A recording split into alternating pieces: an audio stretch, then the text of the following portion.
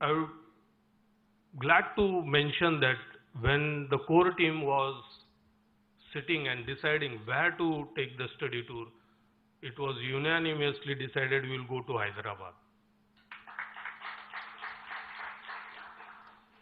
Sir, the entire India is talking about Telangana. Entire India is talking about the beauty of the smallness of the state and how the present government is taking care of each and every citizen, and that is what when we work in our cities, we also think about our cities. We feel each of our city should be economically vibrant, it should be affordable, and it should be livable.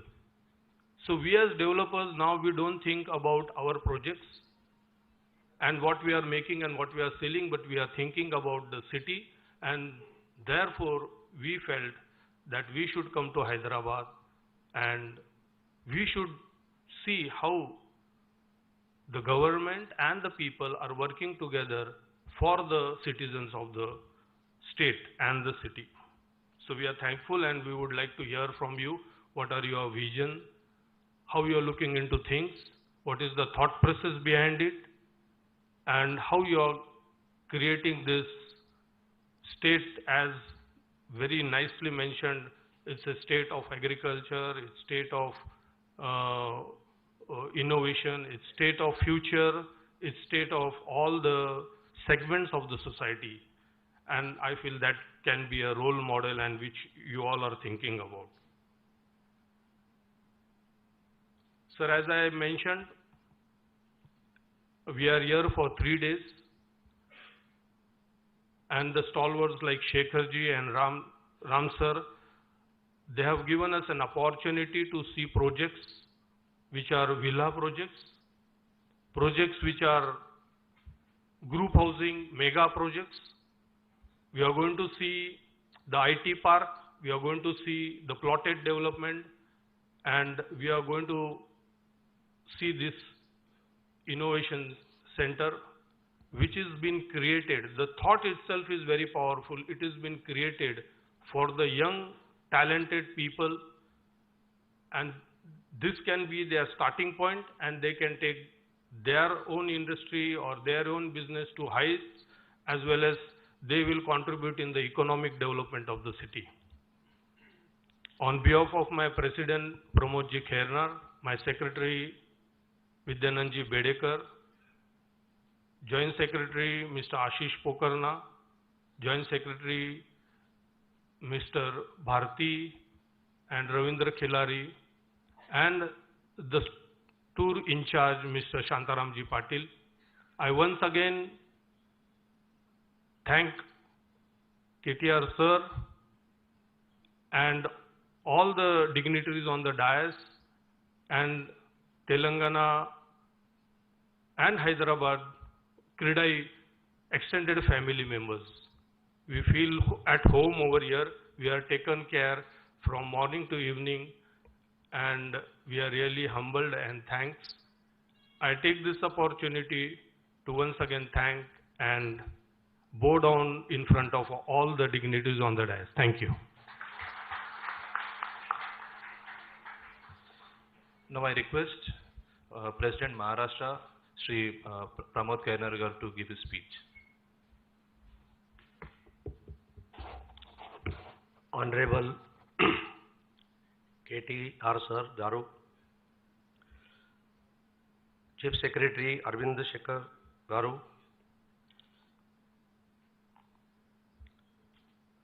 N.V.S. Reddy, MD Hyderabad Metro Garu,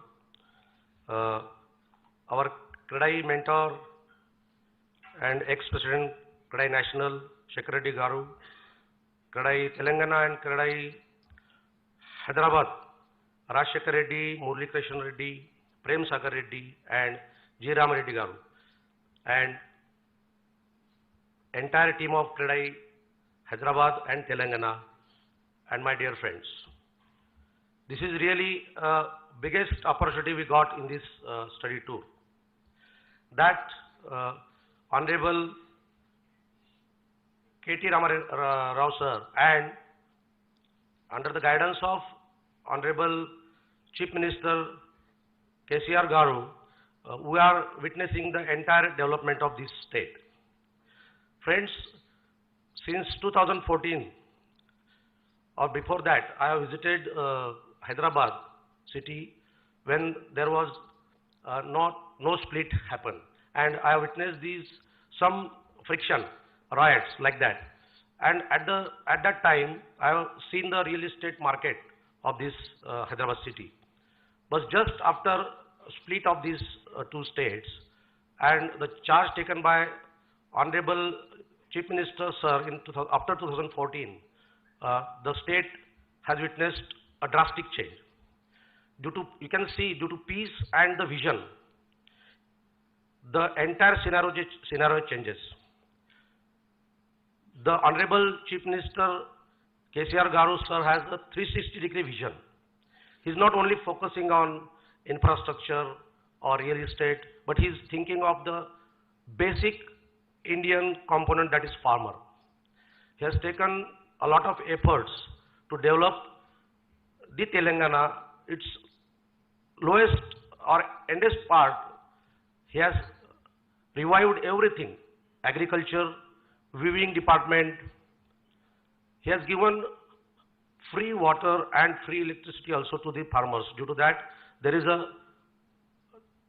large increase in the manufacturing, or say growing the crops. Simultaneously, as Sunilji said, the Honorable Minister has given all these departments which are taking the Telangana to the fastest development state in India. The basic concept of these IT parks, IT hubs and SEZ has been brought into reality by Honorable Minister, and now in India, not in India, but this Hyderabad Tea Hub or Hyderabad Tea Work or IT market is going globally, and it will be a day come when the IT hub and this policy will take Hyderabad and Telangana to the topmost global hub of this industry in the world. There are so many projects going on, and only in 8 years, the Telangana government has done a lot of things. I request Honorable Minister to guide us or enlighten us by giving knowledge about how these changes they have brought. Because in a small span of 8 years, if the leadership is positive and if the entire environment is positive, how the scenario of any state changes. We are fortunate there. We are coming from Maharashtra. It is the fastest growing urbanization state in India. Maharashtra was leading in all sectors. Now also in India, Maharashtra is leading in all types of revenues like GST and all these things. But there is a lot of scope always to improve. So I will ask few questions to the Honorable Minister. Sir, please focus whether this is possible due to focus on a smaller state, or what are the different key factors which you are thinking to take this state far ahead from the other states? What is the future real estate, future of real estate in Hyderabad as well as Telangana, particularly regarding affordable housing? Because we have seen a lot of IT buildings, 7 crore bungalow or 5 crore flat. But what is the scenario of this affordable housing? I have learned that the government is taking itself the drive. Okay, sir. Yes, yes. So इतना ही कहूँगा sir कि KCR sir के guidance में Telangana bullet train की तरह भाग रहा है और आप उसे जेट के स्पीड से लेके जाएंगे. यही कहते हैं कि बड़े मियाँ तो बड़े मियाँ, छोटे मियाँ सुभान अल्लाह. Thank you so much.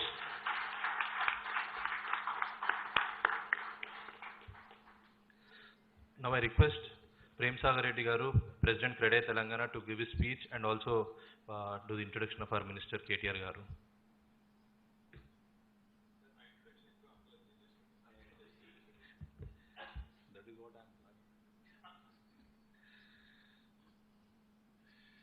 respected our Honorable Ministers, Sri KTR Garu, Minister for IT and Municipal Administration and Urban Development, Sir Arvind Kumar Sir, the President of Maharashtra, CREDAI Maharashtra, Vice President, CREDAI Maharashtra, and NVS Reddy Garu sitting there, MD Metro, Devendra Reddy Garu, Director DTCP. We are happy that we have here with us Shekhar Reddy Garu, our past National President, and Ram Reddy Garu sitting here, he is the Secretary National. And we have here with us Murali Krishna Reddy Garu, Chairman, CREDAI Telangana, and Srinivas Rao Garu, CEO, T-Hub. So before, as Minister Garu, as he said, you need not introduce me. Your rights are exactly right because everybody knows you. I'm sure that everybody knows him. He is such a personality. So, again, I can tell you one thing, under his leadership as Minister for IT and MAUD, the Telangana has a rapid enhancement and it has, what you call, emerged as a technology hub. I can tell you so. Whatever he speaks, we have been with him on the stage for few times, and whatever he speaks and whatever he promises, that will definitely turn into reality. That is, we are always confident, and in our sector, in our profession, like he whenever we invite him, he will definitely attend. And whatever he promises, he makes us, within few days, that will turn into reality. And we are, thank you very much, sir. And we hope this will continue in future also. And I can tell you, sir, he has attracted numerous, because of his policies, because of the way, of his approach, I can tell you, he has attracted numerous global companies into Telangana, and that have created thousands of jobs for the youth. So he has a very good vision. He always thinks for another 15, 20 years. I think he is sure that he will create about 20 lakhs of employment in industrial sector also. So, and there's a lot to talk about him. But one thing I tell you, I always prefer to speak very less and give more time to our Minister Garu. Why? Because we can hear him talk for hours together. And that is what you are going to witness now. I think we'll be hearing him talk for at least an hour today. And friends from Maharashtra, once again on behalf of CREDAI Telangana, I welcome you all. And I hope you'll enjoy your another 2 or 3 days stay here. And we wish you all the best. Thank you so much.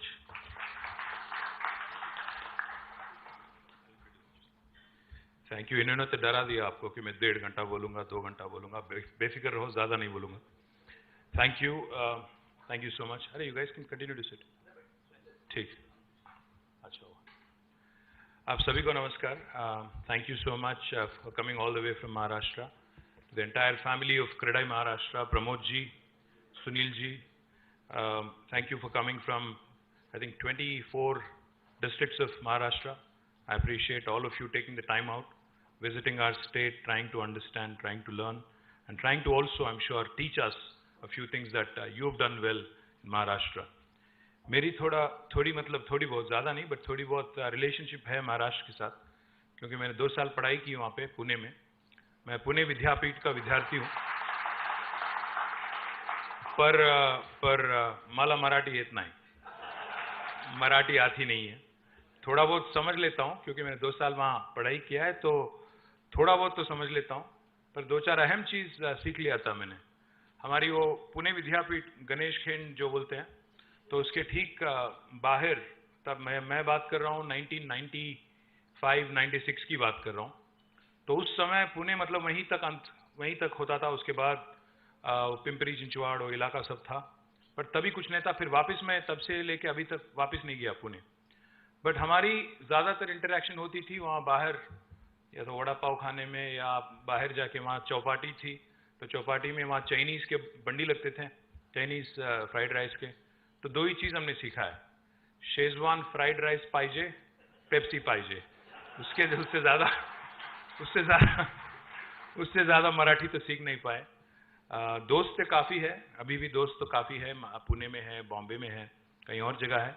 और एक चीज़ आपको ये भी बता दें कि हमारे दूसरा भी एक वास्ता है तेलंगाना और महाराष्ट्र का, जहाँ से आप लोग आते हैं, जहाँ से प्रमोद जी आते हैं, अभी संभाजी नगर बोलते हैं उसको, पहले औरंगाबाद बोलते थे, और परबनी, लातूर, नांदेड़ और कई सारे, हमारे चंदापुर, जितने भी ये सारे ज़िला हैं, सारे डिस्ट्रिक्ट हैं, इनका हमारा पुराना नाता इसलिए है क्योंकि हैदराबाद स्टेट जो थी, एक हैदराबाद संस्थान जो थी, इससे पहले आज़ादी से पहले ये सभी डिस्ट्रिक्ट हैदराबाद के साथ ही थे, और हैदराबाद के बहुत ही मतलब अच्छे रिश्ते नाते वहाँ पे थे। साथ ही साथ कर्नाटक में जो आज बीदर, रायचूर, गुलबर्गा है, इनका भी हैदराबाद स्टेट के साथ, हैदराबाद राज्य के साथ काफ़ी सारे संबंध हैं। तो इसलिए ये कह रहा हूँ क्योंकि शायद अगर आप देखेंगे जियोग्राफिकली तो अलग अलग राज्य हैं, महाराष्ट्र अलग है, तेलंगाना अलग है, बट रिश्ते नाते, ह्यूमन रिलेशंस काफ़ी सारे हैं। But before I talk about anything else, let me give you 10-15 minutes before I go into the formal presentation. 10-15 minute थोड़ा आपको तेलंगाना का कॉन्टेक्स्ट भी बता दूं और तेलंगाना राज हासिल करने के बाद क्या हुआ है ये भी बता दूं। आपको तो पता है हिंदुस्तान में 1947 के बाद कई सारे राज्य बने, कई सारे नए स्टेट बने। तेलंगाना राज्य की जो डिमांड है वो बहुत पहले से मतलब 50-60 साल से चलते आ रही है। We've been fighting, we've been struggling, for the creation of a separate state for Telangana for the last 50-60 plus years. In 2001, under the leadership of our current Chief Minister, Shri KTR Garu, he had launched his own party called as the Telangana Rashtra Samiti, and he started again, when at the age of 47, he started another battle for the statehood for Telangana. From 2001 until 14, he struggled really hard. He convinced the national political system, including parties, national parties, regional parties, etc., etc. He was able to gather the support of the people of Telangana and eventually led this movement for 14 years, despite many ups and downs. And eventually in 2014, Parliament has passed the bill, and eventually the state of Telangana came into existence on the 2nd of June 2014. But जब 2014 में तेलंगाना राज्य बनी थी, एक बार आपको यहाँ की हालात भी बता दूं। जैसे अभी प्रमोद जी ने कहा, तब उससे पहले अगर आपका कोई मतलब हैदराबाद आना जाना होता था तो आपने शायद देखा होगा कि लोगों के मन में कुछ डाउट्स थे, शंकाएं थी कि तेलंगाना राज्य बनने के बाद क्या होगा। मतलब ये जो लड़ाई चल रही है अलग राज्य की, इसको लेके फायदा होगा या नुकसान होगा, हैदराबाद जैसे शहर का क्या होगा, इसको लेके बहुत सारे शंकाएं थी। आपको एक बात बताते हैं, क्योंकि आप सभी लोग कंस्ट्रक्शन से हो, रियल एस्टेट से हो, बिल्डिंग इंडस्ट्रीज से हो। महात्मा गांधी जी ने कभी कहा था बहुत साल पहले कि India lives in its villages. हाँ, ये बात सही है कि ज़्यादातर इंडियंस, ज़्यादातर भारतीय आज विलेजेस में रहते हैं, 70% से ज़्यादा विलेजेस में रहते हैं। बट ये भी बात सही है कि India is actually run by it's cities and towns. ये बात मैं इसीलिए कह रहा हूं क्योंकि आज अगर आप तेलंगाना देखेंगे, हमारी अगर पूरा जियोग्राफी अगर आप देखेंगे, the entire geography, the entire area of Telangana, we are geographically the size of South Korea, 112,000 square kilometre, 1,12,000 square kilometre हमारी जियोग्राफी है। और अगर आप पॉपुलेशन के हिसाब से देखेंगे तो हमारी साइज होगी मलेशिया की। हम करीब करीब 4 करोड़ हैं आबादी, जनता, तो मलेशिया के साइज के हैं। और हिंदुस्तान में अगर देखेंगे आप तो आज हम 28 राज्यों में तेलंगाना 11 और 12वीं स्थान पे हैं, पॉपुलेशन के हिसाब से और आबादी के हिसाब, जियोग्राफिकल साइज के हिसाब से। तो हम ना बड़े हैं ना छोटे हैं, हम बीच में कहीं हैं। और आज अगर आप देखेंगे तेलंगाना में सबसे अहम सिटी, सबसे इंपॉर्टेंट सिटी है हैदराबाद। साथ ही साथ हमारे 142 और हैदराबाद के अलावा 142 और म्युनिसिपैलिटीज और कॉरपोरेशन है। बट जैसा अभी मैंने कहा आपसे, while India lives in its villages, India is run by its cities and towns. And the reason why I say that is because एक हमारी हैदराबाद शहर ऐसी है जहां से आज तेलंगाना का 45 से लेकर 50% तक GSDP यहीं से आती है, क्योंकि यहाँ पे इकोनॉमिक एक्टिविटी, यहाँ पे जितने भी अभी कार्यक्रम चलते हैं, जितने भी इकोनॉमिक एक्टिविटी चलता है, इसी को लेके पूरा राज्य चलता है। महाराष्ट्र में भी या हिंदुस्तान में चाहे कोई भी आप राज्य ले लो या दुनिया में कोई भी आप देश ले लो, सभी का यही हालत है। मैं इसलिए ये बात कह रहा हूं, हमारी एक बार बात हो रही थी सत्या नादेला जी से। सत्या नादेला जी माइक्रोसॉफ्ट के चेयरमैन हैं और CEO हैं, वो हैदराबाद से हैं। एक बार आए थे यहाँ पे तो हम लोग बात कर रहे थे, मैंने उनसे यही बात प्रस्ताव किया। मैंने कहा उनसे कि 50% तक आज हमारी आमदनी, आज हमारी GSDP हैदराबाद से आती है। तो उन्होंने कहा ना सिर्फ एक राज्य के लिए या एक देश के लिए लागू होता है, बल्कि हम जैसे कॉरपोरेशन, माइक्रोसॉफ्ट जैसे कॉरपोरेशन के लिए भी यही फॉर्मूला आप इस्तेमाल कर सकते हो। तो मैंने पूछा उनसे कैसे। उन्होंने कहा माइक्रोसॉफ्ट जैसी कॉरपोरेशन 200 से ज्यादा देशों में हम शामिल हैं, हमारी प्रेजेंस है, पर हमारी 80% रेवेन्यू दुनिया की 70 सिटीज से हमें मिलती हैं, जिनमें से हैदराबाद है, बॉम्बे है, दिल्ली है, चेन्नई है, बाकी कहीं और बैंगलोर है, ऐसे शहर है। तो मेरा कहने का ये मतलब है कि आज हिंदुस्तान में जो कोई भी सरकार हो, चाहे वो राज्य सरकार हो या केंद्र सरकार हो, हम सभी लोगों को ये बेसिक चीज समझना चाहिए, क्योंकि अगर हिंदुस्तान को आगे ले जाना है, इंडिया को जो 5 ट्रिलियन ख्वाब है, 10 ट्रिलियन का ख्वाब है, या फर्स्ट वर्ल्ड कंट्री बनने का जो एक ख्वाब हमारी है, एक ख्वाहिश हमारी है, इसको अगर पूरा करना है तो हमें ये बात जरूर याद रखना चाहिए कि जितना ज्यादा इंफ्रास्ट्रक्चर में हम पैसा लगाएंगे, वो भी अर्बन पॉकेट्स में, हमारे सिटीज में, टाउन्स में, उतना ही हम लोग वेल्थ क्रिएट कर पाएंगे और तभी जाके हिंदुस्तान आगे बढ़ेगा। ये बात कई सारे लोग नहीं समझते, कई सारे गवर्नमेंट नहीं समझते। ये बहुत अहम बात है। दूसरी बात मैं ये कहना चाहता हूं आपसे कि 2014 में जब हमारी राज्य यहां बनी थी, कई सारे समस्याएं थे। पहली, the first and foremost problem that we faced was the challenge of electricity. बिजली की किल्लत थी, बहुत प्रॉब्लम थी। हफ्ते में 2 दिन पावर हॉलिडे डिक्लेयर किया जा रहा था, हफ्ते में 2 दिन इंडस्ट्री बंद करना पड़ता था, और फार्मिंग सेक्टर के लिए, फार्मर के लिए हम दिन में 6-7 घंटे से ज्यादा पावर नहीं दे सकते थे। और घरों में समर आ गया तो पूरा दिन almost 8 to 9 hours of power cut. अगर आपको एक छोटा एक जूस स्टॉल भी चलाना हो, एक छोटा जेरोक्स सेंटर भी आपको चलाना हो, इन्वर्टर के बगैर, जनरेटर के बगैर काम नहीं चलता था। अपार्टमेंट अगर है कोई सिटी में, जनरेटर तो लगना ही लगना है। आप अपार्टमेंट में उतरते ही लिफ्ट चढ़ने से पहले आपको डीजल वाला आपको स्मेल आता था हर जगह, ये वाला हालत था। स्टेट का डिमांड था 10,000 मेगावाट से ज्यादा, बट हमारी इंस्टॉल्ड कैपेसिटी थी 7,000 मेगावाट, तो हम लोग पावर डेफिसिट स्टेट थे। तो सबसे बड़ा चैलेंज तो ये था।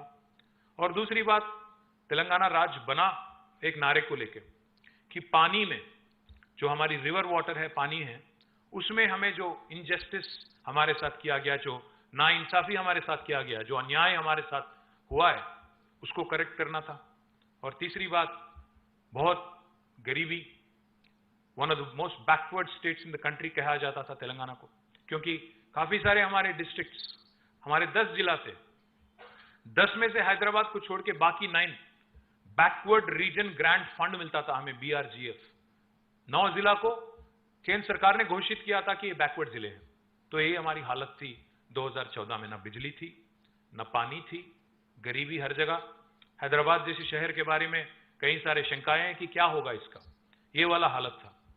तो इसमें जब हमारी गवर्नमेंट बनी 2 जून 2014 को, हमारे chief minister Shri KCR sir ने ठान लिया था कि ना सिर्फ हमारी तेलंगाना की जनता को, बल्कि पूरे हिंदुस्तान को एक मिसाल की तरह, क्योंकि हमारे लिए एक we've had the luxury of a clean slate beginning, we've had the good fortune of a clean slate beginning, क्योंकि नया राज्य बन रहा है, पहली बार एक नया सरकार बन रही है, तो उसमें आपको आपकी खुशनसीबी है कि you can start with a fresh mindset and a fresh approach. तो पिछले 9 साल में, क्योंकि हमने 9 साल कंप्लीट किया इस जून में, अभी 10वीं साल चल रही है हमारी, पिछले 9 साल में उन्होंने काफी सारे इंटरेस्टिंग चीज किए हैं। चंद चीजों के बारे में मैं कहूंगा और बाद में आप सवाल पूछ सकते हैं, मैं जवाब दूंगा। पहली बात मैं तो ये कहूंगा आपसे, मैं एग्जाम्पल देना चाहता हूं क्योंकि कई सारे यंगस्टर भी हैं, विमेन लीडर्स भी हैं, सीनियर्स भी हैं और 24 जिला से हैं महाराष्ट्र में। मैं ज्यादा लंबा चौड़ा नहीं बोलूंगा, संक्षिप्त में कहने की कोशिश करूंगा। पहली बात मैं ये बोलना चाहता हूं कि 2014 में हमारी पर कैपिटा इनकम थी हमारी तेलंगाना राज्य की 1,14,000 रुपया। 1,14,000 रुपया, 1,14,000 rupees was the per capita income of Telangana. We were ranked somewhere in the 15th or 16th spot in India. But this year, as of March 31st, 2023, Telangana's per capita now is 3,17,000. We are the highest in the country. Our gross state domestic product, GSDP, राज्य के लिए GSDP, देश के लिए GDP, तो हमारी GSDP जो थी 2014 में वो थी 5,05,000 crore, 5,05,000 crore. As of March 31st this year, it is 13.27 lakh crore.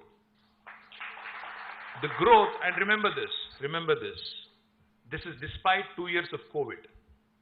2 साल लगातार कोविड, और कोविड के साथ साथ हमारा मोदी साहब के साथ बनता नहीं है, तो उन्होंने भी कुछ नहीं किया। इन 9 साल में 1 पैसा भी, 1 बूटी कौड़ी भी नहीं दिया तेलंगाना। यहां से लेना ही है, देना तो है ही नहीं। यहां से हम लोग 1 रुपया अगर टैक्स में देते हैं केंद्र सरकार को, वापिस हमें मिलता है 45 पैसा डेवल्यूशन के हिसाब से। बाकी जाता है उत्तर प्रदेश और कहीं और अन्य जगह, कोई इतराज नहीं हमें, बट कहने की ये कोशिश कर रहा हूं कि हम देश को कंट्रीब्यूट करते हैं, देश से वापस नहीं लेते। Just to give you an example,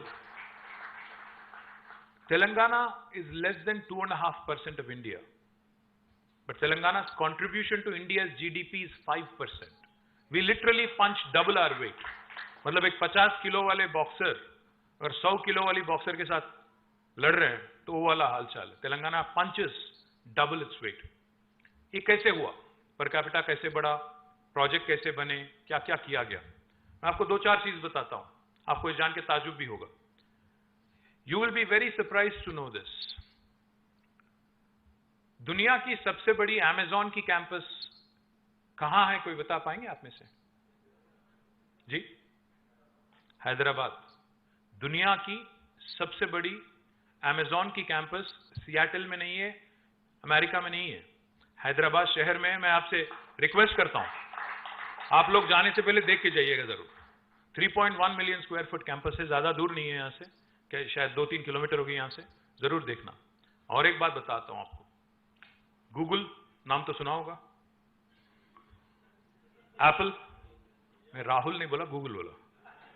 Google, Apple, Facebook, Microsoft, Uber, Salesforce, Micron, Qualcomm, Novartis, ZF और सर्विस नाउ और कई अन्य सारे कंपनी हैं। इन सभी का दुनिया का दूसरा लार्जेस्ट कैंपस, दुनिया का, उनके हेडक्वार्टर के बाहर, गेस करें कहां पे है? थैंक यू, फाइनली आप लोग आ गए मेरे रास्ते पे, हैदराबाद में। ये भी देखिएगा जरूर, गूगल का यहीं पे है, फेसबुक यहीं पे है, एप्पल यहीं पे है, माइक्रोसॉफ्ट का दुनिया का सेकंड लार्जेस्ट कैंपस यहीं पे है, माइक्रॉन, क्वालकॉम, मेट्रॉनिक, नोवार्टिस, ज्यादा दूर नहीं, अगल बगल में है सारे, आप देख सकते हैं। क्वालकॉम एकदम पीछे। और एक और बात जान के आपको ताजुब हो गया, दुनिया की सबसे बड़ी इंक्यूबेटर, दुनिया की सबसे बड़ी टेक्नोलॉजी इंक्यूबेटर पता है आपको कहां पे है? जहां आप बैठे हैं वही है, टी हब जो है, ये दुनिया की सबसे बड़ी इंक्यूबेटर है टेक्नोलॉजी की।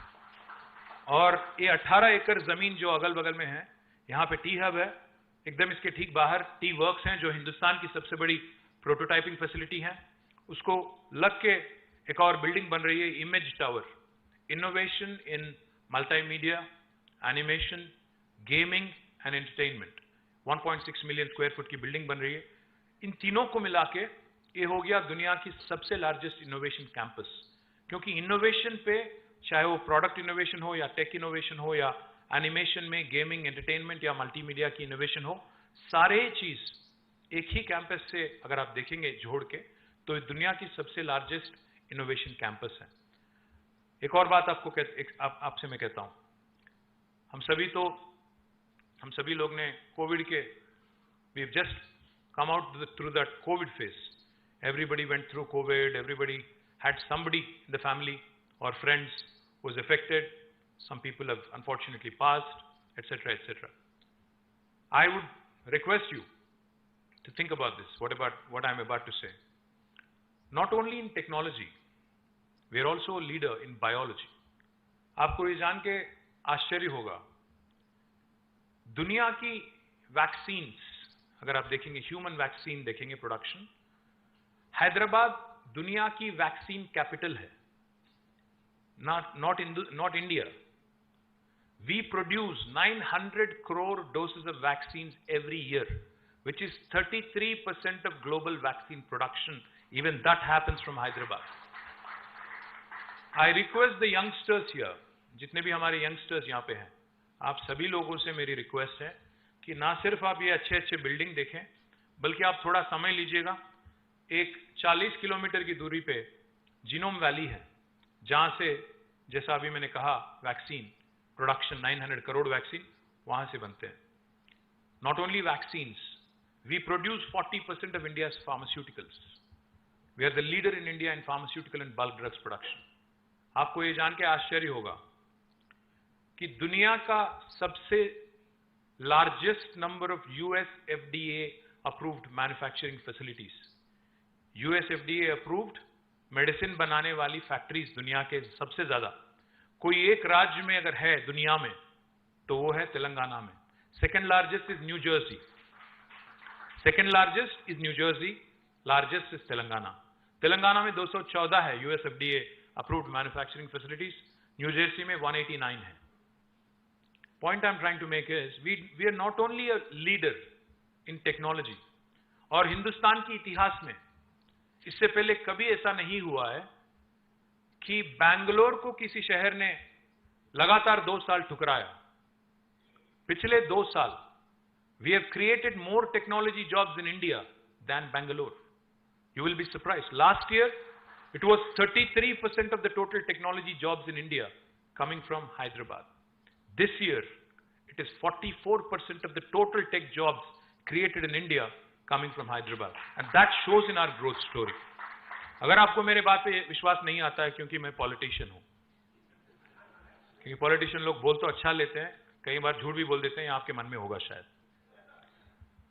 नहीं, मैं कह रहा हूं क्योंकि इतिहास गवाह है इस बात की, तो मैं ज्यादा नहीं बोलूंगा। बट एक बात बताता हूं, पक्का है, just to give you numbers again, क्योंकि नंबर तो झूठ नहीं बोलेंगे, आंकड़े झूठ नहीं बोलेंगे आपको, और रिपोर्ट तो झूठ नहीं बोल सकते NASSCOM के, STPI के। 2014 में पूरे हैदराबाद और तेलंगाना में IT एम्प्लॉयमेंट था 3.23 lakh crore, 3.23 lakh, sorry not crore, 3.23 lakh, 3,23,000 people were working in technology in 2014. Abhi, right now, it is around 10 lakhs. So explosive growth, more than 300% more than. And if you look at my IT export numbers, you will understand what I'm saying. In 2014, when the state was formed, our IT exports were 57,000 crores. Now, it is 2,41,000 crore, 400% growth. कैसे हुआ ये सब? कैसे हुआ? पहली बात तो हमारे चीफ मिनिस्टर सर ने ठान लिया था कि ये बिजली का प्रॉब्लम सॉल्व कर देंगे। तो उन्होंने जब पद संभाला 2014 जून में, first 6 months he took it upon himself as a challenge to solve the problem. Today, I stand here proudly. When I say this, I beam with pride. We were a state with 7,778 installed megawatts of installed capacity of power. But today, as I stand before you, the state is producing nearly 24,000 megawatts of power. We are a surplus state now. We were a power deficit state. अभी हमारी surplus state हो गई। क्यों, कैसे हुआ? Simple fundamental thing. Hindustan में हमें बचपन से सिखाया जाता है कि आप रिस्क ना लो, आप कर्ज ना लो, आप कर्ज ना लो, डेट मत लो, ज्यादा क्या बोलते हैं उसको, औकात से ज्यादा उचको मत। एटलीस्ट हैदराबाद में तो बोलते हैं, पता नहीं महाराष्ट्र में बोलते हैं कि नहीं, बोलते हैं कि आपके यहाँ भी सारे जगह बोला जाता है। हिंदुस्तान में बच्चों को सिखाया जाता है कि ज्यादा औकात से ज्यादा मत सोचना, ज्यादा से ज्यादा क्या करो, पढ़ो लिखो, या तो इंजीनियर बनो या डॉक्टर बनो, बस उसी हद तक, ज्यादा ख्वाब नहीं देखना है, ज्यादा ऊंचा नहीं देखना, ये बोला जाता है। बट सिंपल चीज है, एक ग्रोइंग इकोनॉमी अगर ग्रो करना है, आपको मैं एक कहावत याद दिलाना चाहता हूं। JF कैनेडी करके एक काफी पॉपुलर अमेरिकन प्रेसिडेंट थे, उनकी एक कहावत है, शायद अगर आप गडकरी साहब के ऑफिस गए होंगे तो आपने वहां पे भी देखा होगा, ऊपर लिखा रहता है। आप में से अमेरिका कितने लोग देख चुके हैं? अमेरिका, क्या बात कर रहे हो? यूरोप कितने लोग देख चुके हो? अच्छा, तो काफी सारे लोग अमेरिका नहीं देखे अभी, आपको ले जाना पड़ेगा। तो क्रेडाई महाराष्ट्र आपको ले जाना पड़ेगा प्रमोद जी, आप एक टूर ले चलिए अमेरिका, तब जाके पता चलेगा कि हैदराबाद क्या कर रही है। तो मैं इसलिए बोल रहा हूं क्योंकि जॉन एफ कैनेडी ने एक बार कहा था 1950s में, आज की बात नहीं, 70 साल पहले। काफी सारे लोगों को यह लगता है कि America has good infrastructure because it is rich. That is not the case. America is rich because it has good infrastructure. ये बेसिक चीज है, सुनने के लिए सिंपल लगेगा, बहुत आसान लगेगा, कॉमन सेंस लगेगा, बट एक्चुअली ये बेसिक चीज बहुत सारे गवर्नमेंट समझती नहीं है। इंफ्रास्ट्रक्चर में जब तक पैसा नहीं लगाओगे तब तक कैसे कोई राज्य का विकास होगा, कैसे तरक्की होगा, कैसे ग्रोथ होगी। तो इस सिंपल चीज पे हमने ध्यान दिया। और दूसरी चीज हमें बार बार बताया जाता है कि कर्ज ना लो। भाई कर्ज लो, पर इन्वेस्ट करो प्रोडक्टिव सेक्टर में। अगर 1 रुपया का कर्ज लेते हो तो उस 1 रुपया का 2 रुपया बनाओ, कर्ज पे करो, keep growing. Otherwise how will you grow with your own money, with your own bootstrapped equity? किस हद तक जा पाओगे? Simple philosophy is, Indian mentality में हमारी जो एक वो कंडीशनिंग कर दी है कि कर्ज नहीं लेना है। कर्ज लो बट प्रोडक्टिव सेक्टर में काम लगाओ, पैसे लगाओ। कर्ज लेके उड़ाओ मत उसको, कर्ज लेके डेट रेज करके आप प्रोडक्टिव सेक्टर में लगाइए। हमने वही किया। मैं रिक्वेस्ट करूंगा आप सभी भाइयों से बहनों से कि आप एक बार अपना फोन निकालिए प्लीज, और गूगल खोलना प्लीज। गूगल में टाइप करिएगा world's largest lift irrigation project, world's largest lift irrigation project. कोई एक जवाब दे दे। आप ट्रिगर हैप्पी हो, आप जानते हो कैसे? पहले कालेश्वरम प्रोजेक्ट आपको जवाब मिलेगा, गूगल देगा आपको। पता है कालेश्वरम कहां है आपको? एकदम आपके महाराष्ट्र को लग के है। ये हमने बनाया गोदावरी नदी पे, 4 साल में हमने बनाया। पर बदनसीबी की बात तो ये है कि मैं अगर आपसे पूछूंगा 3 गॉर्जेस डैम का नाम सुना है क्या? कितने लोग सुने होंगे? 3 गॉर्जेस, चाइना, काफी सारे लोग सुने। कालेश्वरम का नाम कितने लोग ने सुना है? 1 2 3 4। नहीं, आप तो, ये तो सिंपैथी वाला हाथ हो गया, आधा आधा। आपने सुना नहीं, बस ऐसा ऐसे ही उठा रहे। बात यह है, दुर्भाग्य की बात यह है कि हम लोग बात लगातार करते रहते हैं कि चाइना लोगों ने ये कर दिया, वो कर दिया, इतना बड़ा प्रोजेक्ट कर दिया, 100 दिन में 100 मंजिल वाली इमारत खड़ा कर दिया। ये बात हम लोग करते रहते हैं, वीडियो चलते रहते हैं आपके व्हाट्सएप ग्रुप में। आपको जानकारी तक नहीं है कि जो आपको महाराष्ट्र को लग के है गोदावरी नदी, जो नासिक से उभरती है हमारे सुनील जी के यहां से, उस गोदावरी पे हमने दुनिया का सबसे बड़ा lift irrigation project 1 lakh crore खर्च करके हमने बनाया। 1 लाख करोड़। तो आपको लगता होगा 1 लाख करोड़, और बाय द वे इसमें 1 लाख करोड़ में 1 रुपया भी मोदी साहब ने नहीं दिया। बताना जरूरी था, वरना कहीं भाजपा वाले हैं तो वो लोग बोलने लगेंगे नहीं ये तो सब मोदी ने बनाया। मसला ये है, समस्या ये है कि कोई बीजेपी वाले है क्या इसमें? हाँ रहेंगे काफी सारे, रहेंगे काफी सारे। बाहर जाके बोलना, कोई बात नहीं, मेरे सामने मत बोलो बस। समस्या ये है कि हम लोग अपना खुद का प्रमोशन ठीक से नहीं करते हैं। हम लोग अपना खुद का प्रमोशन ठीक से नहीं करते हैं। काम तो करते हैं बट प्रमोशन नहीं करते हैं। 1 लाख करोड़ हमने खर्च किया। 1 लाख करोड़ क्यों किया, करना क्यों पड़ा? क्योंकि अगर आप देखेंगे तेलंगाना का भूभाग, गोदावरी चलती है 80 मीटर के सी लेवल पे, 80 मीटर अबव सी लेवल पे गोदावरी चलती है। बट तेलंगाना का सारा भूभाग ऊपर है, 200 मीटर ऊपर, 300, 400, 600 मीटर ऊपर।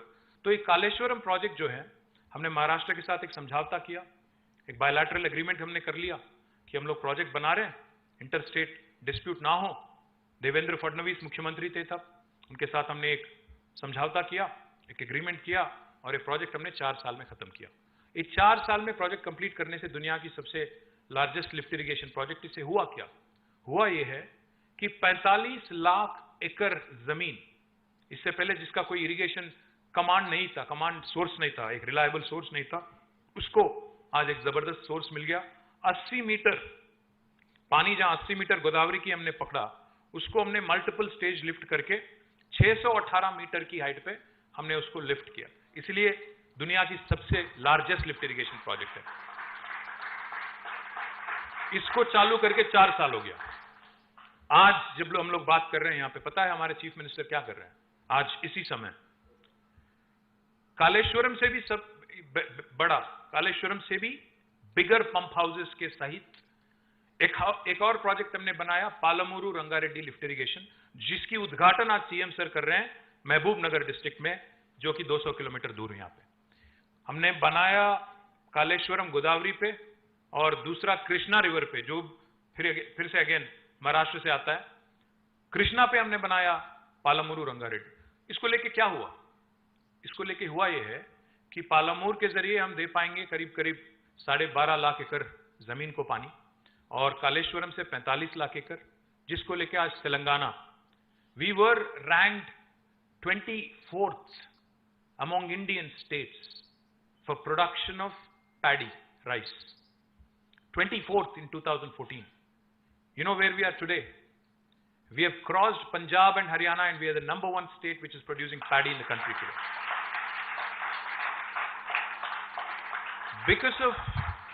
Because of these projects that I've just mentioned, and because of the farm input scheme, Raitu Bandhu मतलब किसान बंधु।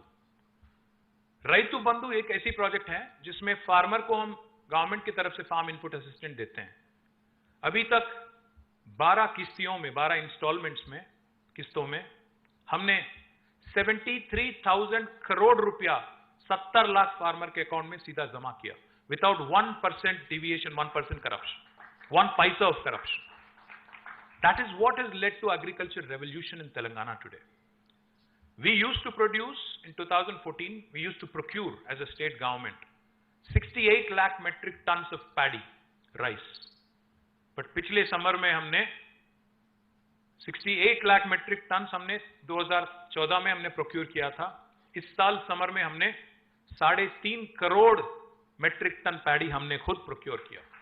तो एग्रीकल्चर एक्सपेंशन हुआ है। तो एक तरफ आईटी एक्सपेंशन चल रहा है, दूसरे तरफ एग्रीकल्चर एक्सपेंशन चल रहा है।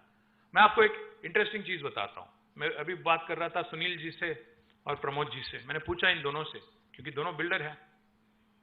मैंने पूछा, सर आपको बिल्डिंग परमिशन के लिए कितने दिन लगते हैं महाराष्ट्र में? आपका हंसी कुछ बता रहा है कि कोई एक निश्चित समय नहीं है, मनमानी चलता है। आपको एक बात बताते हैं, आपको सुन के ताजुब होगा। 8 साल पहले जब मुख्यमंत्री बने थे केसीआर जी, एक मीटिंग उन्होंने बुलाया था इंडस्ट्री वालों के साथ। इंडस्ट्री जो अन्य इंडस्ट्री है, रियल एस्टेट इंडस्ट्री नहीं बल्कि अन्य इंडस्ट्री हैं, उनके साथ मीटिंग बुलाया था। सामने बैठे थे हम और हमारे साथ हमारे ब्यूरोक्रेट्स बैठे थे। प्रदीप चंद्र जी करके आईएएस ऑफिसर थे, हमारे जयेश रंजन सर थे आईएएस ऑफिसर है, इंडस्ट्री के सेक्रेटरीज थे, सेक्रेटरी और कमिश्नर। तो सीएम सर ने एक क्वेश्चन पूछा उनके मुंह पे। सीएम सर ने कहा उनसे कि भाई एक बात बताओ, मैं अभी एक 7 घंटे का मीटिंग करके आ रहा हूं। मैंने इंडस्ट्री से पूछा कि परमिशन लेने में कितना वक्त लगता है। ये बस तेलंगाना बनने के 1-2 महीने के बाद की बात कर रहा हूं मैंने इंडस्ट्री से पूछा कि कितना वक्त लगता है, कितना समय लगता है आपको परमिशन लेने में। उनके पास कोई जवाब नहीं था। जैसे आप हंसने लगे वो लोग भी हंस पड़े। तो सीएम सर ने एक क्वेश्चन पूछा इनसे, पूछा कि गवर्नमेंट को परमिशन देने की क्या जरूरत है? इन लोगों के मतलब होश उड़ गए। आईएएस ऑफिसर है, आती है 50-60 साल से, बुरा ना मानो अरविंद, किशोर जी बुरा ना मानो, 50-60 साल से आदत है कि आपके पास आए, बोले माए बाप परमिशन दे दो, हमारे मतलब कृपा करो, इनका आदत है। अब जब एक सीएम बैठे हैं आगे और पूछ रहे हैं गवर्नमेंट को परमिशन देने की क्या जरूरत है, अभी लोग परेशान, बोल नहीं पा रहे हैं। मैं नया मंत्री बना, मैं खुद, मेरे पास भी कोई जवाब नहीं। तो फिर 2 मिनट सोचे, 4 मिनट सोचे, 5 मिनट सोचे, फिर बोले ऐसा है सर कि कहीं एक दुर्घटना अगर हो गई तो हमें कम से कम जानकारी तो होना चाहिए ना कि कौन सी इंडस्ट्री है, क्या चीज है, कितने लोग काम करते हैं और क्या क्या मतलब किस तरह की काम करते हैं, पोल्यूशन करते हैं कि नहीं करते हैं, सब देखना पड़ेगा ना। तो सीएम सर ने बस यही कहा, ऐसा करो, सेल्फ सर्टिफिकेशन लागू करो, आज से एक नया कानून बनाते हैं। ये हमने नवंबर 2014 में किया था, जिसका नाम है, कानून का नाम है टीएस आई पास। आपने देखा होगा इजी पास, फास्ट टैग करके जो टोल पे रखता है ना, वैसे ही इजी पास जैसा हमने टीएस आई पास बनाया। टीएस आई पास का मैं फुल फॉर्म बोलता हूं आपको। टीएस आई पास का फुल फॉर्म हुआ Telangana state industrial project approval self certification system. अगर आप में से किसी को तेलंगाना में एक यूनिट लगानी है, आपको गवर्नमेंट से मिलने की जरूरत नहीं है। आप सीधा पहले ही दिन अगर आपके पास जमीन है तो आप अपना काम, फैक्ट्री का निर्माण शुरू कर सकते हो। कोई म्युनिसिपैलिटी की परमिशन की जरूरत नहीं, ग्राम पंचायत की जरूरत नहीं। और all that we request of you is that you submit information online कि आपकी एक्टिविटी क्या है। टीएस आई पास पोर्टल में आप समाचार डाल दें कि आप कौन हो, आपकी फाइनेंशियल कैपेसिटी क्या है, कौन सी लाइन में आप पैसा लगा रहे हो, कितने लोगों को रोजगार दोगे, टैक्सेस का क्या होगा, और पोल्यूटिंग इंडस्ट्री हो कि नहीं, आपको लैंड चाहिए कि नहीं चाहिए, ये सब उसमें डालना पड़ेगा। जब आपकी इंफॉर्मेशन हमें मिलती है कानून से, मैं जो कह रहा हूं अभी एक भाषण नहीं दे रहा हूं, टीएस आई पास कानून है, लॉ है, एक्ट है। कानून के हिसाब से 15 दिन में इंडस्ट्रीज डिपार्टमेंट को आपको हाँ या ना में जवाब देना है।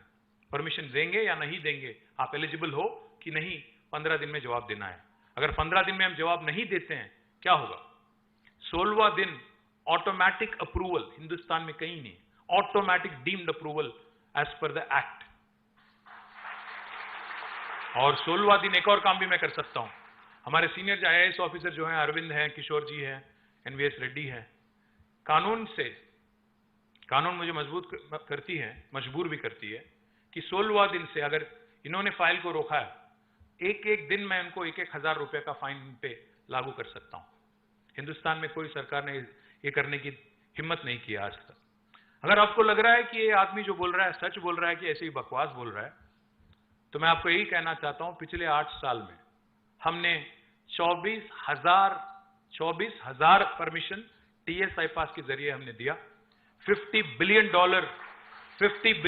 का निवेश हमने आकर्षित किया और 24 लाख लोगों को हमने रोजगार यहां पे क्रिएट किया, जिसमें अभी जैसे मैंने बताया अमेजॉन का नाम मैंने लिया, गूगल का नाम मैंने लिया, ये सभी पिछले 9 साल में हुआ है।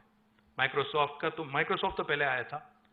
बाकी जितना भी कंपनी का नाम मैंने लिया, अभी आईटी में हो, लाइफ साइंसेस में हो, इंश्योरेंस में हो, या लॉजिस्टिक्स में हो, टेक्सटाइल्स में हो, ये सारे ही चीज हमने टीएस आई पास के जरिए पिछले 8 साल में किया। जब टीएस आई पास सक्सेसफुल हो गई, फिर हमारे सीएम सर ने कहा, आप ये इनोवेशन या डिसरप्शन जो हमने इंडस्ट्रीज में किया, क्यों ना हम लोग म्युनिसिपल एडमिनिस्ट्रेशन में भी करते हैं। तो इसीलिए हमने क्या किया, अभी if you can start the presentation, can you please click the slide? I have told you all this basic overview कि हमारी आबादी क्या है, हमारे कितने म्युनिसिपैलिटीज हैं। नेक्स्ट, या हमने एक इंटरेस्टिंग चीज किया कि 10% हर म्युनिसिपैलिटी का बजट हम ग्रीन बजट, म्युनिसिपैलिटी हो या विलेज हो, ग्रीन बजट के नाते 10% हम ये मार्क करते हैं। And most important, go back, the third point is more important, property tax का असेसमेंट भी लोग खुद करते हैं, सेल्फ असेसमेंट है। बिल्डिंग परमिशंस, ना हमने जब टीएस आई पास जब सक्सेसफुल हो गया, जैसा मैंने कहा, हमने नया कानून लागू किया, TS B pass, Telangana state building project approval self certification system, जिसके नाते नो ह्यूमन इंटरफेस, आपको ना कोई टाउन प्लानर से मिलना है, आपको ना कोई ऑफिसर से मिलना है, अधिकारी से मिलना है, और सबसे अहम बात आपको बताता हूं मैं, सारे के सारे, हाँ, this is important, main features of TS B pass, ये आप ले जाना, शिंदे साहब को बताना, दबाव बनाना, काम करवा लेना। अगर वो नहीं करते हैं तो हम आएंगे, हम करेंगे महाराष्ट्र में। तो 50 स्क्वायर यार्ड तक अगर आपका प्लॉट है, इसके लिए कोई परमिशन की जरूरत नहीं है और only registration is required and registration is also instant. 50 square yard तक। उसके बाद 50 से 600 स्क्वायर यार्ड तक कोई भी म्युनिसिपल एरिया में इंस्टेंट अप्रूवल, मतलब आप अप्लाई करो, अप्रूवल मिलती है। और 10 मीटर की हाइट रिस्ट्रिक्शन है उसमें रेजिडेंशियल को, और कॉमन एप्लीकेशन भी है, इंस्टेंट ऑनलाइन अप्रूवल है। Of course this is conditional only on one condition, कि हम लोग आप पे इतना विश्वास लगा रहे हैं, बिल्डर हो या इंडिविजुअल हो, आप पे इतना भरोसा रख रहे हैं कि आप जिम्मेदार रहेंगे और आप कंप्लायंट रहेंगे। अगर आप नॉन कंप्लायंट रहेंगे तो पावर पूरा कानून में मेरे पास है कि आपका पूरा इमारत में गिरा दूं, पूछे बगैर, नोटिस दिए बगैर, आपको कोर्ट जाने का मौका देने के बगैर। तो सबसे अहम बात यह है कि थोड़ा सेल्फ रेगुलेशन और जीरो करप्शन ये हमने किया। और last one most important builders के लिए 600 से ऊपर ऑल नॉन रेसिडेंशियल बिल्डिंग्स, हमने 21 दिन में हमने परमिशन देना ही देना है। अगर 21 दिन में हम देते नहीं है तो 22वां दिन ऑटोमेटिक डीम्ड अप्रूवल है। ये आपको हिंदुस्तान में कोई और राज्य में सुनने को नहीं मिलेगा। अगर आप लोग सोच रहे हैं कि इन्होंने बता तो दिया, काम कैसे चल रहा है, मैं आपसे रिक्वेस्ट करूंगा, मैं यहां से जाने के बाद, मेरे जाने के बाद, आप हमारे क्रेडाई के हमारे भाई हैं, यहां पे हमारे राजशेखर है, राम रेड्डी जी हैं, मुरली कृष्णा रेड्डी हैं, प्रेम सागर रेड्डी हैं, शेखर रेड्डी हैं, आप इनसे बैठे आराम से, आप इनसे संपर्क करिएगा। मैं जानता हूं, मैं 10 साल मंत्री रह चुका हूं, 10 साल करीब रह चुका हूं। मैं ये भी जानता हूं कि बाहर, हिंदुस्तान में बाहर के सिटीज में क्या क्या होता है परमिशन लेने के लिए, देने के लिए। पर स्क्वायर फीट चार्ज करते हैं कई सारे लोग, मालूम है मुझे। पर आज हैदराबाद में मैं गर्व के साथ कह सकता हूं, हमारे यहां ऐसी कोई सिस्टम नहीं है, कोई लेन देन की बात नहीं है, ट्रांसपेरेंसी है। इसीलिए आप नंबर देखिएगा, ये है हमारे एप्लीकेशन और जितने अप्रूवल्स हमने दिया है। मैं आपको प्रेजेंटेशन भी दे दूंगा, मैं आपके सुनील जी को और हमारे प्रमोद जी को मैं प्रेजेंटेशन भेज दूंगा, आपके मेंबर्स के साथ शेयर करिएगा। महाराष्ट्र गवर्नमेंट पे, जैसा मैंने कहा, दबाव बनाइए, बताइए उनको, उनके अफसर यहाँ आए, सीखे। आज कर्नाटक से हमारे कुछ मंत्री लोग और कुछ अफसर लोग यहाँ पे हैं, क्योंकि कांग्रेस वर्किंग कमेटी की मीटिंग है यहाँ पे। वो लोग हमें हराने के चक्कर में यहाँ पे आए हुए हैं। कोई बात नहीं, बट अच्छी बात यह है कि कांग्रेस के जो मंत्री हैं कर्नाटक के, वो भी यहाँ पे सीखने में लगे हैं, बाहर सीख रहे हैं कि वेस्ट टू एनर्जी कैसे किया जाए, परमिशन कैसे लिया जाए। उत्तर प्रदेश की भी टीम आई थी योगी जी के यहाँ से 2 दिन पहले, उन्होंने भी ये देखा, उनको भी लागू करना है यूपी में।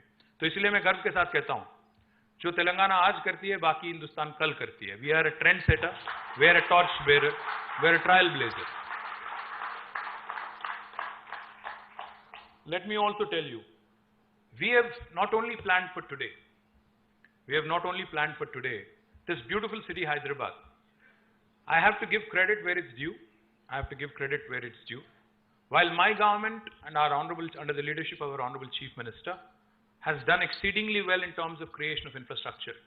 आप अगर 6 महीने के बाद हैदराबाद आएंगे, कई सारे जगह आप पहचान नहीं पाओगे, क्योंकि आपको लगेगा कि ये नया फ्लाईओवर आ गया, ये नया एक अंडरपास आ गया, ये क्या हो रहा है, एक नया मेट्रो लाइन लग रहा है। तो हमने लगातार इंफ्रास्ट्रक्चर पे ध्यान दिया। आपने देखा होगा, सिटी में उतरते ही आपको एक ब्यूटीफुल एक्सप्रेसवे है 12 लेन वाली, जो सीधा आपको शहर के अंदर लाती है। 160 किलोमीटर वाली एक्सप्रेसवे है, आउटर रिंग रोड है। और हम लोग अभी 160 किलोमीटर का मेट्रो का प्रोजेक्ट हमारा कैबिनेट ने अप्रूवल दे दिया है। अभी हमारी मेट्रो 70 किलोमीटर है, बट इसको 415 किलोमीटर हम आगे ले जाने की प्रयास कर रहे हैं, जिसमें हमारे मेट्रो मैन यहीं पे हैं, एनवीएस रेड्डी यहीं पे हैं। अगर आपको कोई सवाल है तो उनसे भी पूछ सकते हैं।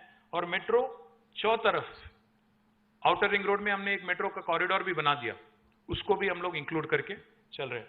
एक और चीज आप देखिएगा, हमें प्लानिंग में भी इससे आसानी होती है कि ट्रांजिट ओरिएंटेड डेवलपमेंट कहां पे हो रहा है। मतलब मेट्रो स्टेशन जहां बनती है वहां पे you can allow for high rises and exceptions, बाकी जगह you can allow for residential layouts, etc., etc. We have also made sure, well, of course, I'll come to the highlights of real estate sector in a minute.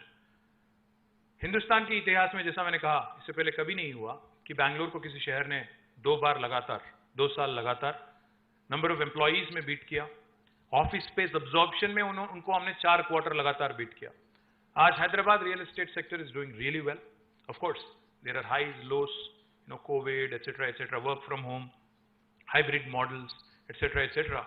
But in spite of all of that, we've been growing very, very well. More importantly, let me also share with you, our energy security is taken care of for the next 30 years.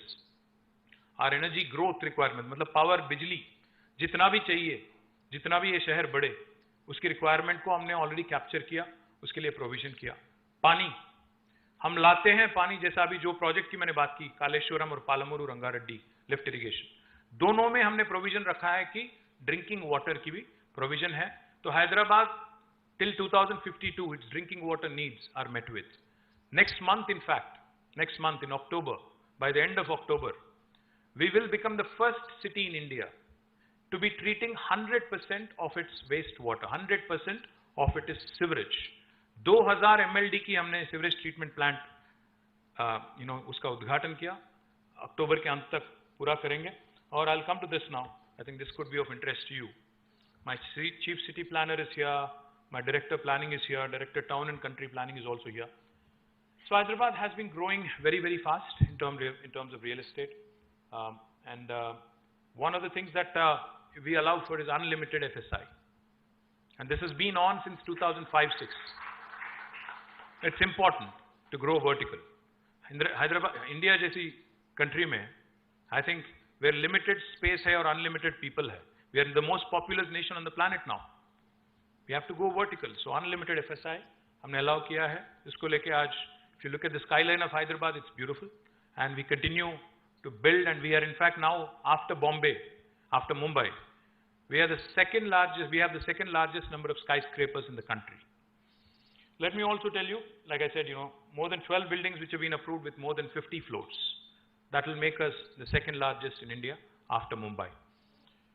GHMC has set up a very unique TDR policy and a TDR bank, transferable development rights. जैसा अगर मैंने आपका कोई थोड़ा जमीन मैंने ले लिया रोड एक्सपेंशन में या फ्लाईओवर के लिए, तो मैं आपको ट्रांसफरेबल डेवलपमेंट राइट दे देता हूं.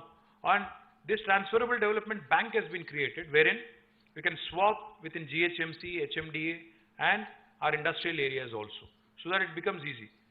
My corporation has saved more than 5,000 crores of rupees by way of this TDR approach, and I compliment Arvind Kumar, my CCP, Devendra Reddy, my DTCP, and the entire team for that. They've been able to save 5,000 crores of valuable money, which otherwise I would have had to spend on land acquisition. Let me also tell you, TSB पास की building permission भी एक useful चीज है. और सबसे अहम बात मैं कहना चाहता हूं, हमने जब TSB पास चालू किया था, we sat with CREDAI, we sat with them, we took their inputs, they gave us a lot of inputs. We work in a collaborative model. हम लोग collaboration में विश्वास रखते हैं, हम लोग साथ साथ काम करने में विश्वास रखते हैं. इसीलिए आज जो भी जितने बिल्डर्स के प्रॉब्लम है, इनफैक्ट मुझे एक किस्सा याद आ रहा है. सीएम सर ने ना सिर्फ इंडस्ट्री के साथ बल्कि बिल्डर्स के साथ भी मीटिंग किया था. एक मीटिंग लिया था उन्होंने, शायद 6 घंटा चला, 9 hours. The meeting lasted for 9 hours. End of 9 hours, they had made number of requests. He agreed to most of them. He issued 7 GOs on the same day, and gave them almost several different kinds of relief. This was about 7-8 years ago, in one single day. So that's how we work. सबका साथ सबका विश्वास बोलते हैं ना, वो बोलते हैं, हम करते हैं, वो फर्क होता है. और अगर आप देखेंगे अर्बन इंफ्रास्ट्रक्चर डेवलपमेंट की, अगर आप देखेंगे तो पानी, जैसा मैंने कहा 100% सीवरेज ट्रीटमेंट हम करेंगे अक्टूबर अगले महीने के अंत तक. शायद मेरे हिसाब से महाराष्ट्र में कोई भी सिटी ये काम नहीं करी. मुंबई में जानता हूं, Mumbai only treats 9% of its sewerage, बाकी पूरा समुद्र में छोड़ रहे हैं. आपको जानकारी होना चाहिए. Drinking water needs 557 million gallons per day. That's what we supply today, which equates to 150 LPCD, 150 liters per person per day. Hyderabad agglomeration, not just GHMC, but जो ORR के भीतर है, will have assured water supply. जैसे मैंने कहा, अगले 50 साल तक पानी की कोई किल्लत यहाँ पे नहीं होगी, क्योंकि because of those 2 projects that I've just mentioned to you. 100% solid waste management. आप विश्वास नहीं करोगे, आज हम प्रोड्यूस करते हैं फ्रॉम वेस्ट टू एनर्जी. अगर आप देखेंगे 34.5 मेगावाट आज प्रोड्यूस करते हैं. अगले साल की अंत तक 101 मेगावाट एनर्जी हम जनरेट करेंगे वेस्ट से. This is the largest plant in South India right now, but when we start producing 101, it will be the largest plant in India. Urban infrastructure, we have completed, we have spent a few $1 billion, not one or two, but a few $1 billion. 25,000 ya zyada, in fact, only on roads in the last 9 years. If you go around Hyderabad, you'll see number of flyovers, number of underpasses, number of skyways, most of which have been built. In fact, more than 36 have been built under this program called as SRDP in the last 9 years, Strategic Road Development Program. और अच्छी बात तो यह है कि जो CRMP जो अगली लाइन है, ये इतनी सक्सेसफुल रही है कि महाराष्ट्र में, बॉम्बे में भी अभी लागू कर रहे हैं. अच्छी बात है कि 5 साल तक एक रोड की मेंटेनेंस और निर्माण और मेंटेनेंस पूरा एजेंसी को हमने दे दिया, प्राइवेट एजेंसी को. उसको बोलते हैं हम लोग comprehensive road maintenance programme, CRMP. तो दोनों भी बहुत ही सक्सेसफुल रहे हैं और आगे भी हमारी इन्वेस्टमेंट जारी है. साथ ही साथ हमने एक बहुत इंटरेस्टिंग काम किया. कई सारे बार इंडिया में अगर आप देखेंगे कोई भी शहर में रोड यहां तक बनी होती है, यहां तक होती है, बीच में एक छोटा सा एक हिस्सा छूट जाता है. उसको हमने पकड़ा गूगल मैप में और मिसिंग लिंक रोड्स की प्रोजेक्ट हमने लॉन्च की अभी तक, and it's under a corporation called as Hyderabad road development corporation. और हमने अभी तक 21 हमने कंप्लीट किया और 14 अभी निर्माण में है. साथ ही साथ हैदराबाद की ड्रेनेज सिस्टम और सीवरेज सिस्टम और स्टॉर्म वाटर ड्रेन को भी हमने स्ट्रेटेजिक नाला डेवलपमेंट प्रोग्राम के अंडर लिया. फर्स्ट फेज में 1000 करोड़ खर्च किया, कुछ काम हुआ है, आगे बहुत काम बाकी है, आगे की काम भी हम ही करेंगे. If you look at the metro corridors, as I told you, we have completed 70 kilometers, but our vision and our agenda in 4 phases, in 3 phases, is to cover almost 415 kilometers to keep up with the growing needs and growing requirements of the city of Hyderabad and of the people of Telangana. I would also like to highlight, we have launched the largest slum redevelopment program in the country for any city. We have built 1 lakh houses, 2 BHK. Each 2 BHK is 560 square foot of size, and more impressively, we have built 1 lakh such houses, and we give to the poor. These are called dignity houses. We give this to the poor free of cost. This is a unique program in the country, the largest slum redevelopment program in the country. In fact, I also would request CREDAI Maharashtra, ज़्यादा दूर नहीं है, Asia की सबसे बड़ी dignity housing colony यहीं पे कुल्लूर में है. एक ही जगह, एक ही साइट में 110 एकड़ की साइट है, जिसमें हमने 15,670 हमने 2 BHK बनाया. अगर आप देखना चाहेंगे, ज़्यादा दूर नहीं है, CM सर ने हाल ही में उसका इनॉग्रेशन किया था, आप देख सकते हैं, आराम से आप विजिट भी कर सकते हैं.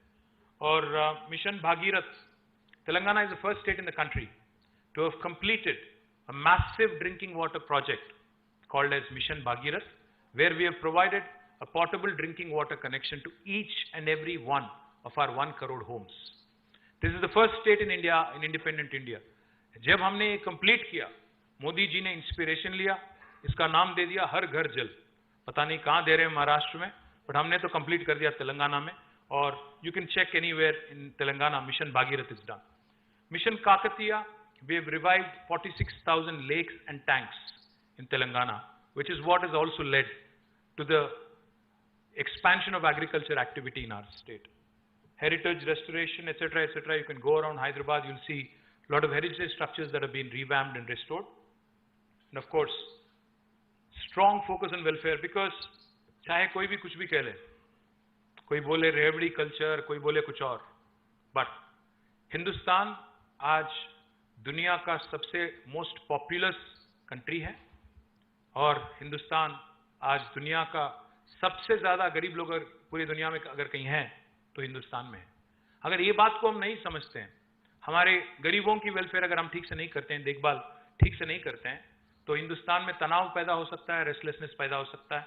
इससे पहले जो हमने देखा, नक्सलिज्म, टेररिज्म और बाकी, अगर इकोनॉमिक एक्टिविटी बढ़ना चाहिए, तरक्की करना चाहिए, विकास करना चाहिए, तो we have to take care, we have to do a lot, balanced development. We can't be exclusive, we have to be inclusive. That's what we believe in. So number of welfare schemes have also been launched by state government, which have done really well and which have also added to increased per capita. We won number of awards. In fact, we beat Paris, Bogota, Mexico City, and we won the most prestigious World Green City Award in 2022 for Hyderabad. You can see the greenery wherever you go. In fact, in 2 years, 2020 and 2021, एक UN की United Nations की foundation है, Arbor Day Foundation करके, उन्होंने 2 साल हमें recognize किया Tree City of the World, and this is because of a program launched by our Honorable CM called as Harita Haram. Telangana को Harita Haram मतलब green necklace for Mother Earth, if I have to translate it to English. धरती माँ को एक green necklace, जिसके under हमने 280 करोड़, एक नहीं दो नहीं, 280 करोड़ हमने सैपलिंग लगाया, 16,000 से ज्यादा नर्सरी हमने लगाया। आज हिंदुस्तान में एक ऐसी राज्य है तेलंगाना जिसमें हर गांव में आपको एक नर्सरी मिलेगी और हर म्युनिसिपैलिटी में 10 से ज्यादा नर्सरी आपको दिखेंगी। आज हिंदुस्तान में कोई और राज्य में आप ये नहीं देख पाओगे। इसलिए हमारी ग्रीन कवर 7.7% बढ़ी है। हमने नया फॉरेस्ट 5,13,000 एकड़ का नया फॉरेस्ट हमने उगाया। तो इसलिए we not only grow our industry, we also grow our environment, we not only grow IT, we also grow our agri, we not only, I'll tell you one more interesting thing. Because of this program of focused rural development, हमारी population Hindustan में 3% से कम है, पूरा अगर हिंदुस्तान अगर आप देखेंगे। But हम जब नेशनल पंचायत अवार्ड की घोषणा होती है तो हम जीतते हैं 30% award. 30% awards in the country go to Telangana's villages. Same is the case with municipalities. After the second largest number of awards in Swachh Sarvekshan for municipalities go to Telangana. These are all the nurseries in municipalities, and if you include Hyderabad, it will be more than 1,600 nurseries in municipalities alone. And number of other awards. Mercer is an agency that rates cities on a livability index. Last 5 years in a row, लगातार उन्होंने हैदराबाद को सबसे बेहतरीन शहर करके दर्जा दिया, and I believe and I pray that we'll continue to win that award. UNESCO Gastronomy Award मिला है. Telangana has won number of awards, 26, like I was saying, in Swachh Sarvekshan, UNESCO honor for restoration of step wells, or number of other awards for number of our other initiatives. So basically, this is what I wanted to convey to you. Thank you very much for coming all the way from Maharashtra. If there are any questions, happy to take. Jai Telangana.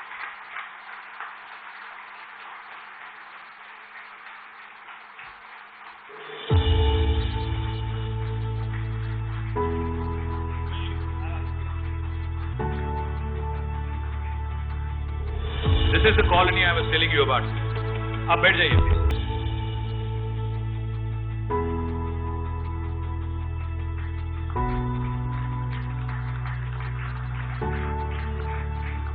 और इसमें जो lift लगी है हर block में, the same lift as the one in Chief Minister's office and Secretariat. Same lift, Schindler की lift है. We have one cycle track. We have completed the project. In fact, next week I'll be inaugurating it, and you can on your way to the airport you can see it. शायद आपने देखा होगा. देख लिया? Cycle क्या है? Cycle भी ला लीजिए अगली बार. Hyderabad, a city with an iconic heritage. Besides advancing in technology, innovation and infrastructure, Hyderabad is also transforming into the world's #1 eco-friendly city, meeting the UN Sustainable Development Goals. Hyderabad was awarded Tree City of the World twice for the years 2020 and 2021 by FAO and Arbor Day Foundation.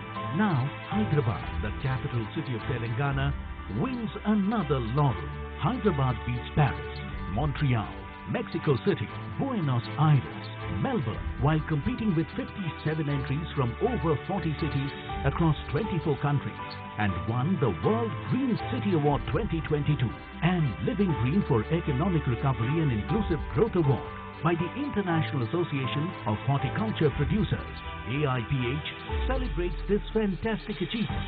For the city of Hyderabad, we can confidently say that Hyderabad is a world leader in nature-oriented approaches to city design, form and function, says Mr. Tim Briarcliffe, Secretary General, AIPH.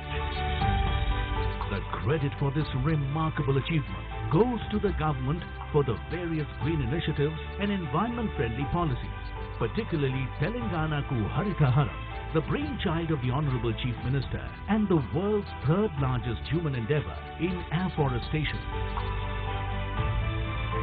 With progressive policy, thoughtful leadership and inspiring governance over the last 8 years, Telangana, the youngest state in India, is leading the country with its path-breaking initiatives. This award is a great honor and glory for the city, for the state and for the nation. I think we're done with the videos. Thank you. Thank you.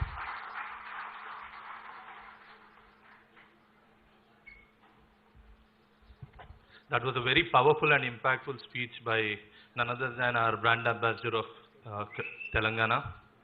Sir, on a lighter note, over the last few years, CREDAI has been hosting many events in Hyderabad, one of the largest events.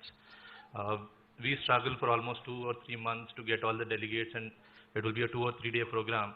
And usually you are our chief guest there. And after the program, nobody remembers us. They only remember you. And before the Maharashtra also forgets us, our youth wing members would like to take a picture with you, and also our Maharashtra. Okay. Thank you very much, our guests from Maharashtra and friends. You must have heard a word called spellbinding. I think, Sanskrit you can say mantramukta. That's what our minister does everywhere. And he makes you spellbound by his facts, evidence-based facts and development stories. So this is not, I'm telling here, recently I met my IFS batchmates in a party. They came here. 3 cities we went outside, 3 countries. My batchmates were there telling the same thing. How come your minister talks like this? I said that we do it, and it's for bureaucrats. It's very, very important to have a good leadership on top of them. That's one great conversion factor for development in Telangana. Our Honorable Chief Minister, and I'd say our team leader, Honorable KTR Garu, his team of MAVD has been working with for last 8 years. Arvind sir, myself, NVS Reddy, and several of us here. Whatever transformation takes place, it's a humongous understanding leadership. I have never seen KTR Garu, our minister, with anger-ridden face. He never gets angry with us, but he does gets the things done. That's something, sir, it's a God-given, and I thank you very much for that one. I take this opportunity to invite Sri Pramodji and Sri Sunilji to come on to dais to felicitation by our Honorable Minister, please.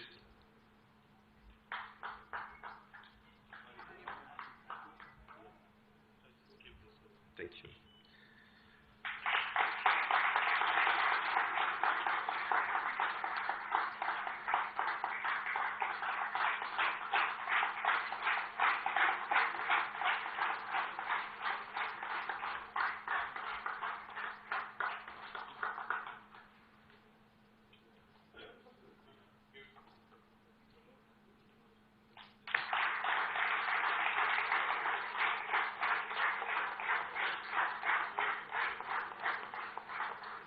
I take this opportunity to thank you, because Maharashtra is and I also request for a group picture from important delegates from Maharashtra.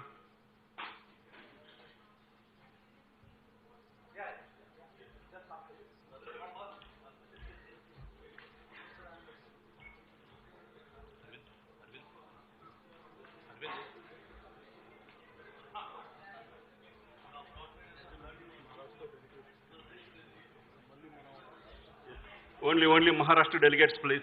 Let them have an opportunity to picture. Yeah. And after this photograph, I request women delegates to come onto the dais.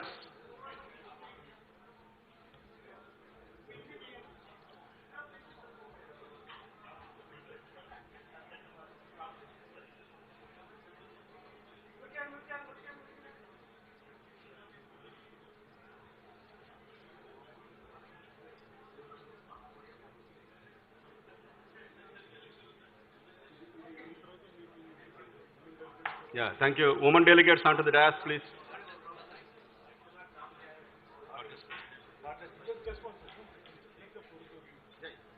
Let women delegates be given space, please.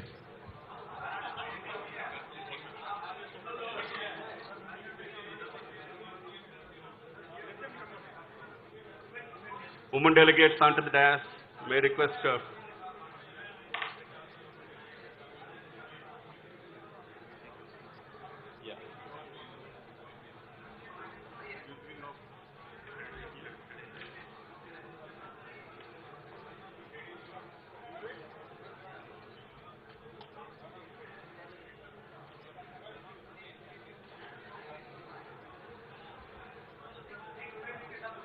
Yeah. Can you clear the way, please? Front of the dais may be cleared so that women delegates can have pictures.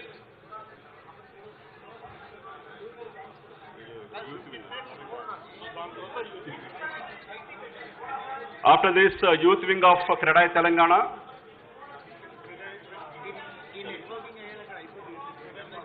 CREDAI Maharashtra and Telangana youth wing can come onto the dais.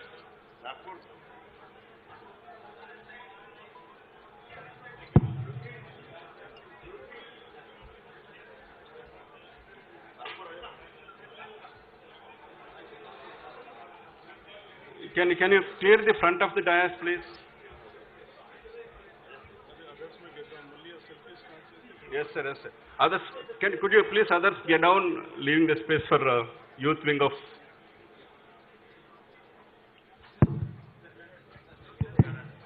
We take this opportunity to thank all the members of CREDAI Maharashtra and Telangana, and also our senior officers, Sri Arvind Kumar Garu, special